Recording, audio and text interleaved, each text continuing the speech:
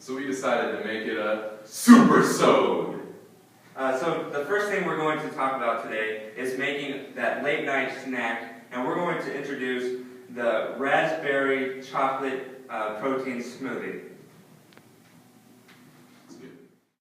Our first ingredient is going to be ice. We need 1 cup of ice, and we're just going to pour it into the mixer cup here.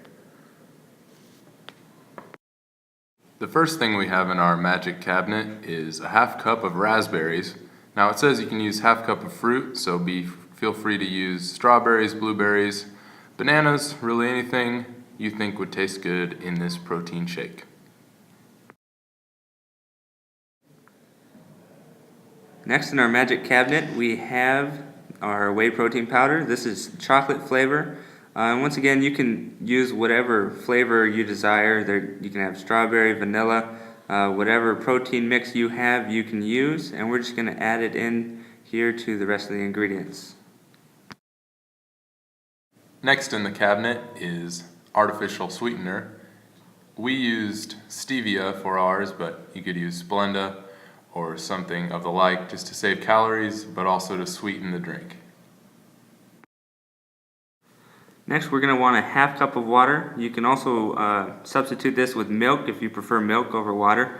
And we're just going to pour it in here with the rest of the mix, and this is to make it a little bit easier to mix and make it a little bit more liquidy.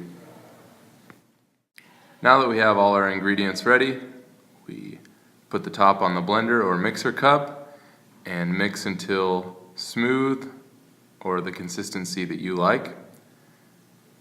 Coming up are the nutrition facts for the smoothie. As you can see, it has 30 grams of protein, 23 grams of carbohydrates, and 1.5 grams of fat coming from the protein and the berries. So now we're going to take off the smoothie that we just made. And it's nice to have one of these blenders like we're making it. It makes it into your own cup, so it's a single serving. And we're going to shake that off a little bit and see how this tastes. Boy, does that look good. There it is, a little close-up of that. Mmm. Yep, got that mustache there. Here's Alex. Oh yeah, that's the stuff. Alright, so as you can see, we're here in the gym now. We just finished that great smoothie.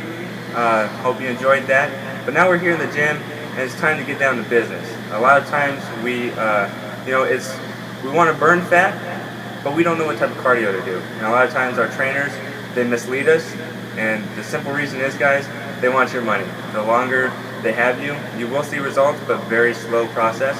And so we're going to go through different types of cardio to get that fat burn process faster. Alright, so first thing, stretching is very important. As we can see here, Alex is going to demonstrate everything we're talking about. You want to make sure you stretch, get your muscles loosened up very nicely. You don't want to pull anything. Just going to go through a couple stretches here.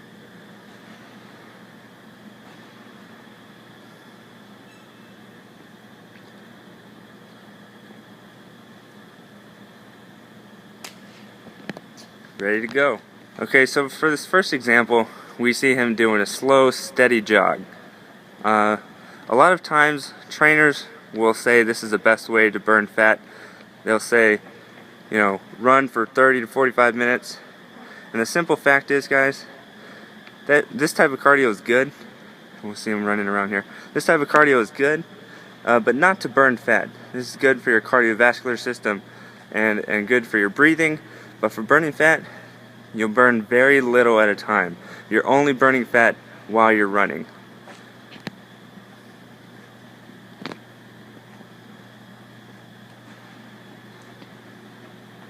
We'll get him to stop here. Alright, so now he's doing a sprint. And with these sprints, I mean, once again, they're really good for cardiovascular system. They're going to really work on your breathing.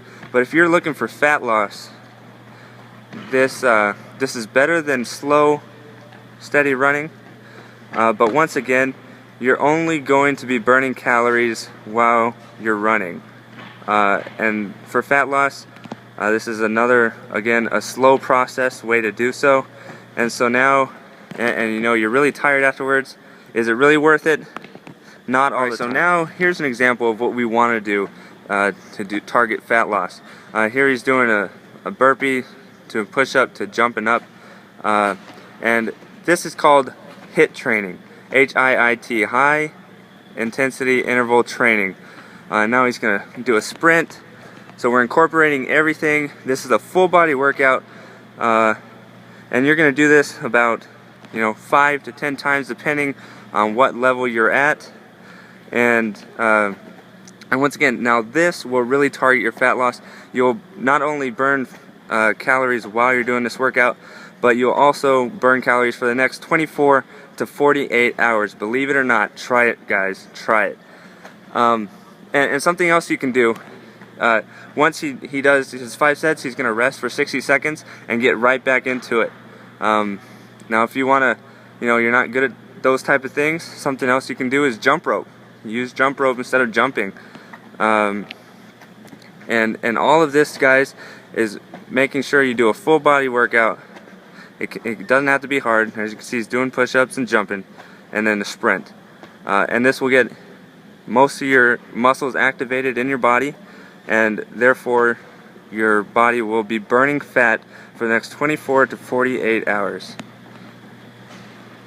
This is what your body will look like after you finish HIIT training. Just because you're so worn out, you won't want to do it more than 3 to 4 times a week. You won't be able to. Your body will go into overtraining. So hey, instead of doing cardio 6 to 7 times a week, long cardio, long slow, hey, do it 3-4 times a week. Get a lot more results. Just keep in mind, we've shown you a couple tips for eating, and those are just snacks.